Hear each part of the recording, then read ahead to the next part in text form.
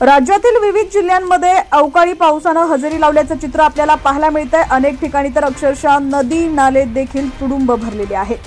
बुलढाणा जिल्ह्यात मागील काही दिवसांपासून भाग बदलत अवकाळी पाऊस पडत असून यामुळे शेतकऱ्यांच्या पिकांचं मोठं नुकसान होत आहे। बुलढाणा जिल्ह्यातील लोणार, जळगाव जामोद, मेहकर, बुलढाणा, सिंदखेड राजा परिसरातील तालुक्यात मोठ्या प्रमाणात अवकाळी पाऊस पडलेला आहे। तर 2 दिवसांपासून सुद्धा वादळी वाऱ्यासह अवकाळी पाऊस पडतोय। आज सकाळपासून जिल्ह्यात अनेक ठिकाणी रिमझिम पाऊस सुरू असून ढगाळ वातावरण आहे।